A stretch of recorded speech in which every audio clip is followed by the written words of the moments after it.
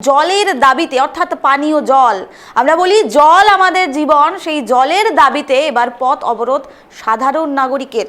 সাত সকালে পানীয় জলের দাবিতে জল অবরোধ মানবাজারে। সোমবার সকাল থেকেই মানবাজার রাজ্য সড়ক এলাকায় কিন্তু পথ অবরোধ করে স্থানীয়রা, বিশেষ করে মহিলারা।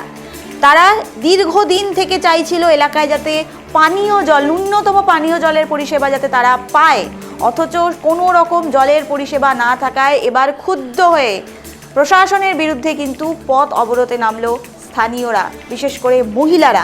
সাত সকালে পানীয় জলের দাবিতে অবরোধ মানবাজার, পুরুলিয়া জেলার মানবাজার। ফের জলের দাবিতে পথ অবরোধ, যান চলাচল ব্যাহত রাজ্য সড়কে। একেবারে যে দৃশ্য, রাজ্য সড়কে মাটিতে বসে, রাজ্য সড়কে রাস্তায় বসে কিন্তু জল অবরোধে মহিলারা।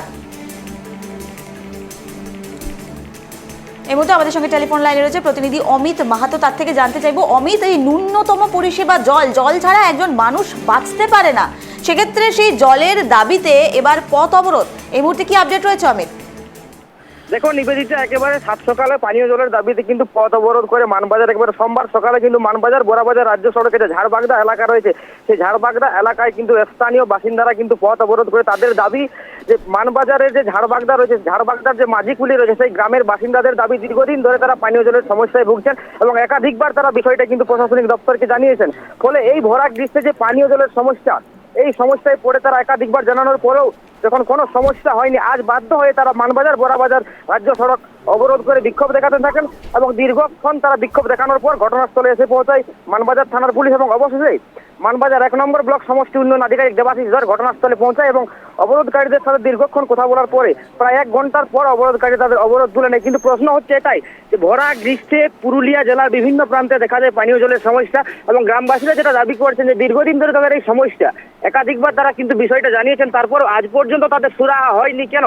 ফলে বাধ্য হয়ে তারা কিন্তু আজ মানবাজার বোরাবাজার রাজ্য সড়ক অবরোধ করে বিক্ষোভ দেখান এবং প্রায় 1 ঘন্টা অবরোধ চলার পরে বিডিওর আশ্বাসে তারা তাদের অবরোধ তুলে নেয়। নিবেদিতা, অমিত, আইটি বিষয়ে জানতে চাইবো, গ্রামের কথা বলছো, এই গ্রামে কতজন লোক থাকেন প্রথমে জানতে চাইবো, এবং এতদিন হয়ে গেল একটি পানীয় জলের পরিষেবা পাওয়া গেল না?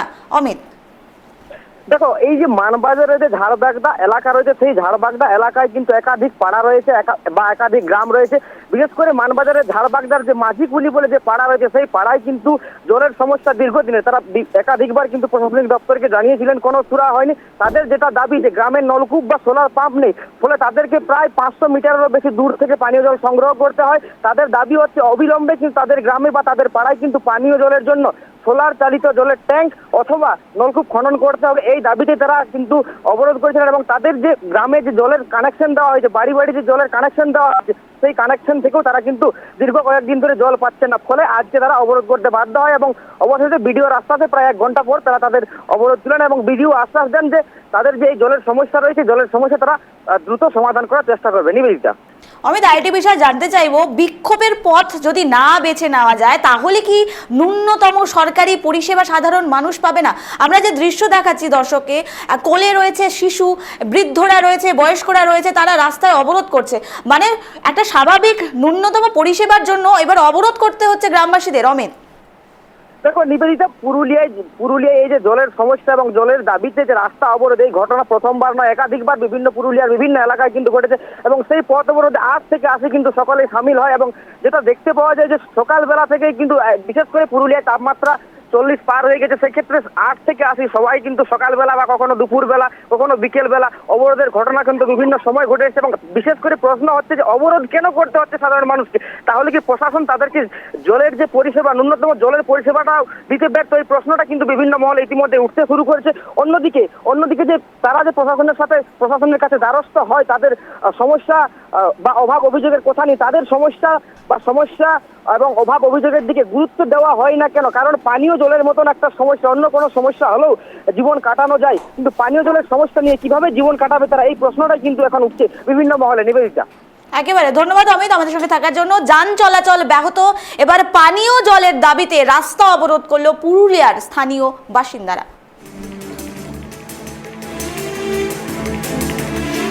এখানে যে জল সাপ্লাই আছে, জল সাপ্লাই সমস্ত জায়গাতে হচ্ছে, একমাত্র ঝাড়বাগদা বাদ দিয়ে। হ্যালো, আর দীর্ঘ 7 দিন পানীয় জল নেই এখানে। ঠিক আছে, যার জন্য মানুষ অতিষ্ঠ হয়ে আজকে এখানে পথ অবরোধ করছে। আমাদের জলের সমস্যা, জল চাই, আমাদের জল চাই, জল সোলার না বসলে, কল না বসলে আমরা রাস্তা ছাড়বো না। কতদিন ধরে সমস্যা? এটা বছর 2 ধরে সমস্যা।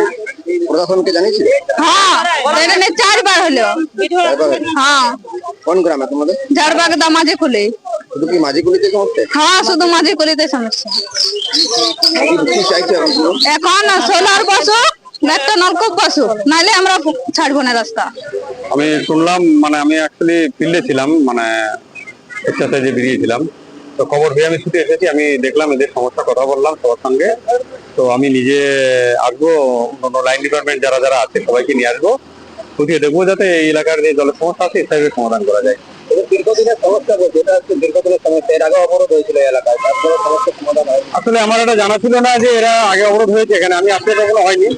তো আমি দেখছি, খুঁটিয়ে দেখবো যে কিভাবে সমাধান করা যায়। আশা করি স্থায়ী সমাধান করতে পারবো আমরা। অবরোধ অবশ্যই অবরোধ উঠে গেছে।